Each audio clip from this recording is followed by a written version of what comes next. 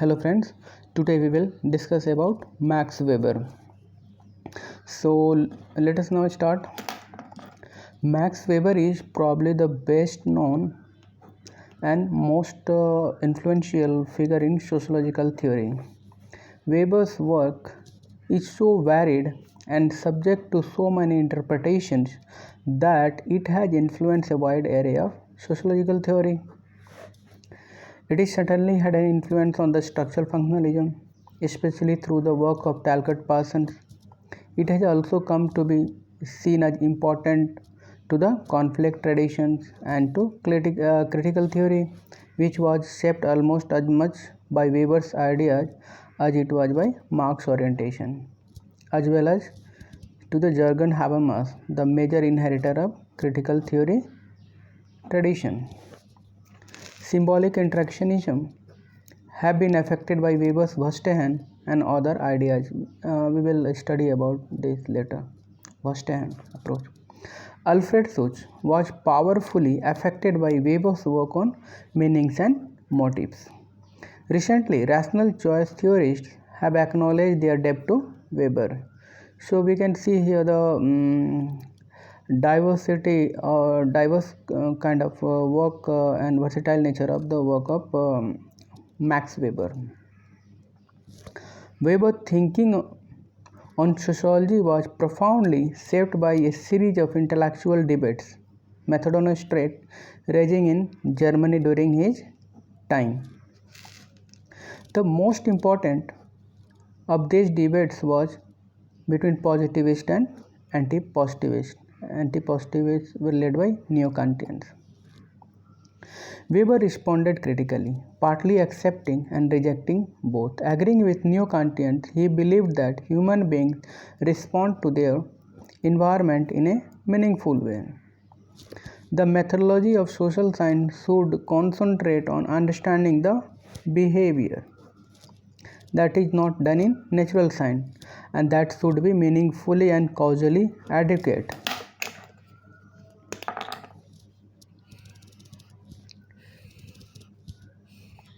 At the same time, he criticized neo-Kantians for rejecting generalization. So Weber was interested in generalization also. He said that all sciences begin with study of certain phenomena and try to move toward generalization. In case of social sciences, only limited generalization is possible. Another contemporary influence on the Weber was the Marxism. Weber criticized Marx's economic monocausal determinism and proposed causal pluralism in sociological research.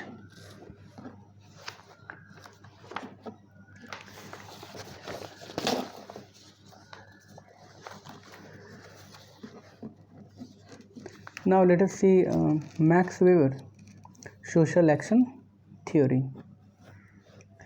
In economy and society, Weber says sociology is the science concerned with the interpretative understanding of social action and thereby the causal explanation of its course and consequence. Social action is the subject matter of sociology. It is the basic unit of social life. It is the meaningful behavior oriented towards others. Thus, meanings are fundamental characteristics of social action. Weber argued that social reality is infinitely complex. However, all these meaningful behaviors can be analytically reduced to four pure types of social action. First one is goal rational action. In this action, the goals are rationally decided and the means are chosen on the basis of efficiency for achieving the practical goal. So it's all about rational approach, rationalization. We will study about Weber's work on rationalization. Modern professional organizations are most probably run by this type of social action. Now second one is value rational action. Goals are not rational but based on the values.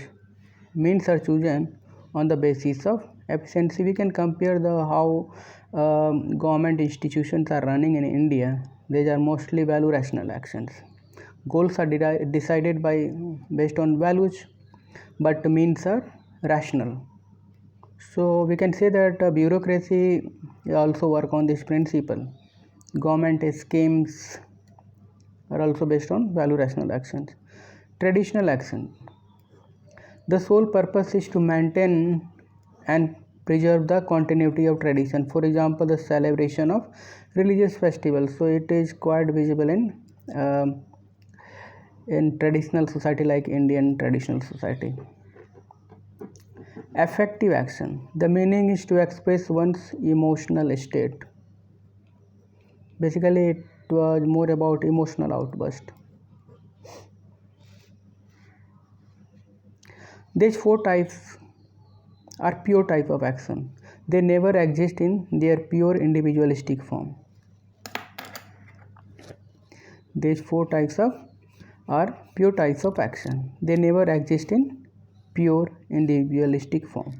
Social action is very complex. Infinite number of varieties can be possible based on the combination of these pure types of action with varying degrees. Now we will study now Weber's methodology of sociological research. So first one is Verstehen.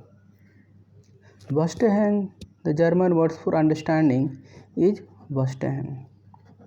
Weber felt the sociologist had an advantage over natural scientist. The advantage resided in the sociologist's ability to understand social phenomena, whereas the natural scientist could not gain a similar understanding of the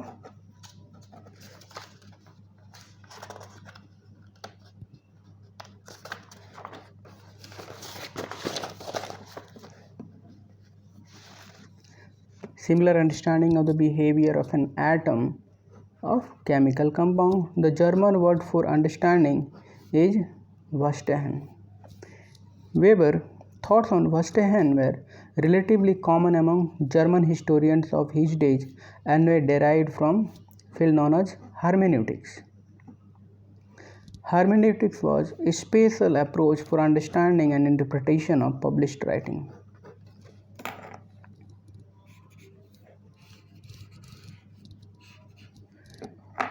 Its goal was to understand the thinking of the author as well as the basic structure of the text. Weber sought to extend this idea from the understanding of text to the understanding of social life.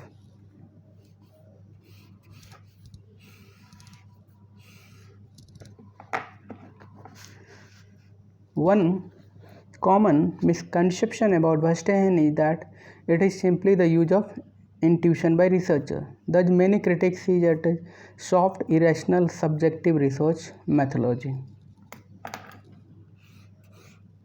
However, Weber categorically rejected the idea that Verstehen involved in intuition, sympathetic participation, or empathy.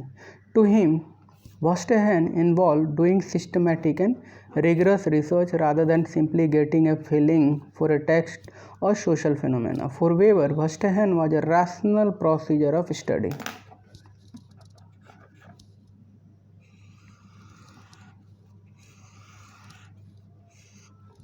Verstehen means interpretative understanding of social action through the empathetic liaison and thereby building a consequence of motives in order to trace the effective social action.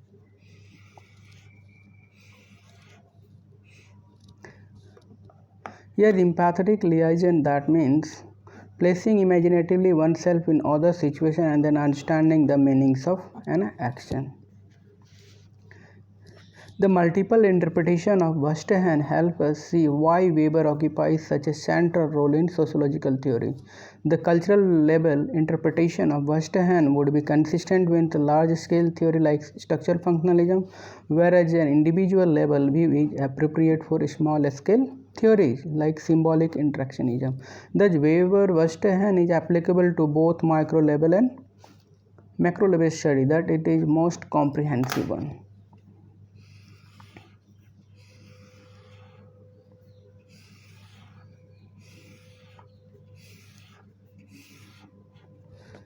Now, second methodology is causality, that means causal pluralism. By causality, Weber simply meant that the probability that an event will be followed or accompanied by another event. Causal pluralism developed as a response to Marxist perspective by explaining reality in terms of economic aspects only. Weber criticized monocausal economic determinism and suggested causal pluralism. According to Weber, reality is so complex that it cannot be explained in terms of single cause, but many other causes must be taken into consideration while explaining any phenomena.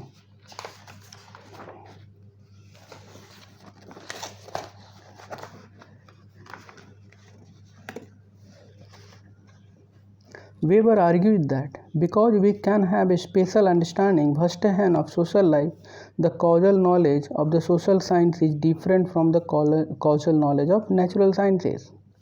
Meaningfully interpretable human conduct or action is identified by reference to valuation and meaning.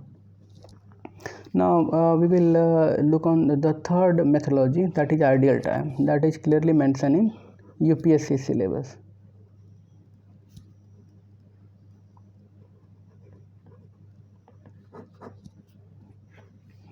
The ideal type is one of the Weber's best known contributions to the contemporary sociology. Weber believed that it was the responsibility of the sociologists to develop conceptual tools which could be used by social scientists. The most important such concept tool was IT, ideal type. According to Weber, social reality is infinitely complex. Hence, it cannot be comprehended in its totality, entirety, at the same time by human mind. Hence, selectivity is unavoidable. Constructing an ideal type is a way of exercising selectivity. Since entire reality cannot be constructed, researchers should look at reality from a certain points of view which are relevant for him. Hence, constructing a mental model type of reality is called ideal type. Mental model means coming out of mind. It is based on ideas. Now, definition of ideal type according to Weber. How Weber has defined it, let us see. An ideal type is formed by one-sided accentuation of one or more points of view and by synthesis of great many diffuse, discrete, more or less present and occasionally absent concrete individual phenomena which are arranged according to those one-sided emphasized viewpoints into unified analytical construct. In its conceptual purity, this mental construct cannot be found empirically anywhere in reality. In its most basic level, an IT is a concept constructed by a social scientist on the basis of his or her interest and theoretical orientations to capture the essential feature of social phenomena, some social essential feature, must remember it. Now, ideal type in social science is equivalent to experiment in natural science. In experiment, only selective variables are introduced and control environment are created to observe certain phenomena. Thus, ideal type is a mental social experiment.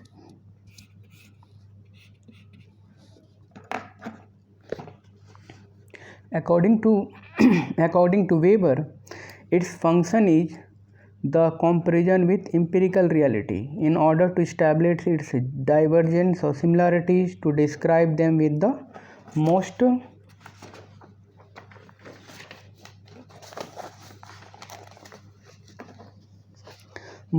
unambiguously intelligible concepts, and to understand and explain them causally. ITs are heuristic devices in the study of slices of historical reality.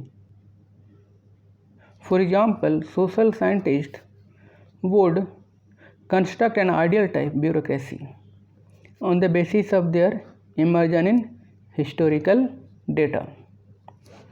This ideal type can then be compared to actual bureaucracy. The researchers first look for divergence in the real case from the ideal type, and then must look into causes of the divergences.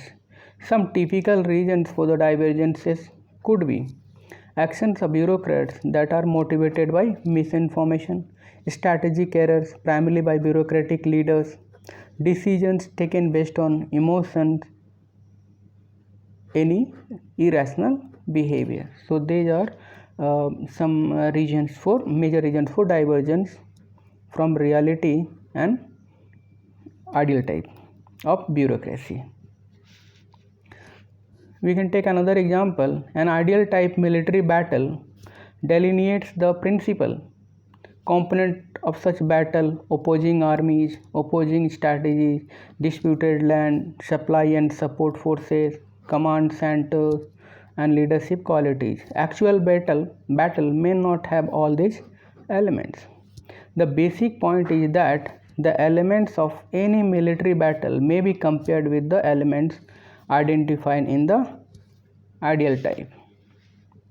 The elements of an ideal type are not to be thrown together arbitrarily. They are combined on the basis of their compatibility. As Heckman put it, ideal types are not the product of whim or fancy of a social scientist, but are logically constructed concepts.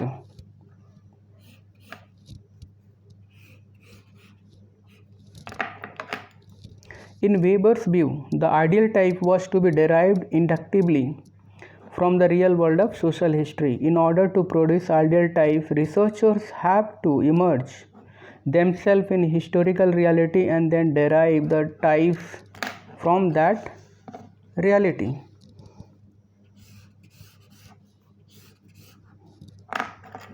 Weber also argued that ideal types should not be either too general or too specific. For example, in the case of religion, he would reject the ideal types of history of religion in general, but he would also be critical of ideal types of very specific phenomena such as an individual's religious experience. Rather, ideal types are development of intermediate phenomena such as Calvinism, Pietism, Methodism, and Baptism.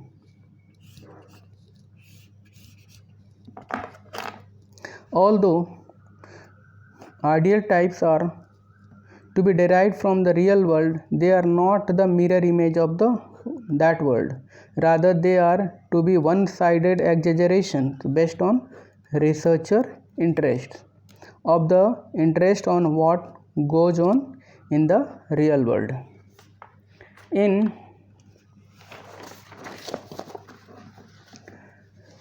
Weber's view,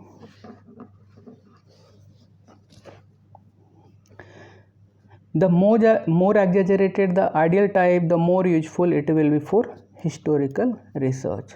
The word ideal here is not meant to be the word ideal here is not meant to be something utopian or best of all, rather something imaginative coming out from the minds of researchers.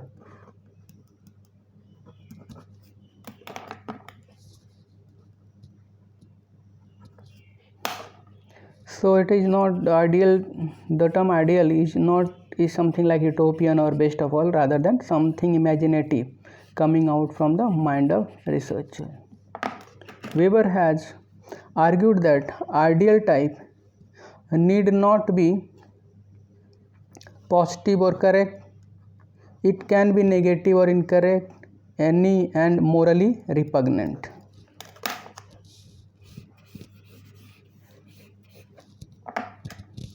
So here Weber is talking about value neutrality. Ideal types should make sense in themselves. The meanings of their components should be compatible, and they should add as in making sense of the real world. Weber believed that ideal types could be static or could be dynamic entity. Thus, we can have an ideal type of structure such as bureaucracy or of a social development such as bureaucratization. There can be no timeless concepts in the social sciences because society is constantly changing and the interest of the social scientists as well. It is necessary to develop new typologies to fit the changing reality. Now, methodological utility of ideal type. As social reality is very complex, so selectivity becomes unavoidable. Ideal type acts as a classificatory divide. Social science equivalent of experiment in natural science. Ideal type is used for building logical interconnectedness between different social constellations. For example, capitalism in reality manifests in itself in a number of connected traits like market exchange, technological advancement, trade and commerce, stock exchanges, etc. Role in predictions. As economic inequality is rising in India, Marxian model can be used to predict future conflict in Indian society. So ideal type of Marxian model can be prepared to understand and to predict the future conflict in Indian society. Ideal type acts as a source of hypothesis for further research. Now we will do critical evaluation of ideal type. Weber used the ideal type in a way that differed from ways he said it was to be used. As Berger noted, the ideal types presented in Economic and Society work of Weber as a mixture of definition, classification and specific hypothesis seemingly too diverging from Weber's definition of ideal type.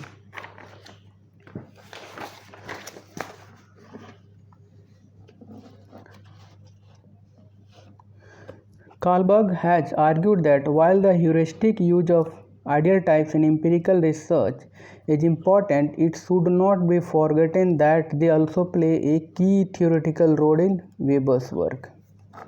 Although Weber rejected the idea of theoretical laws, he does use ideal types in various ways to create theoretical model. Critics have criticized Weber's method of making ideal type as building type atomism. Researchers should deduce the ideal type from existing general theoretical model and not to be purely intuitive as in case of Weber. So it's all about ideal type of Weber work. If questions will be asked on ideal type, we will conclude it in a positive way. So positive with positive note.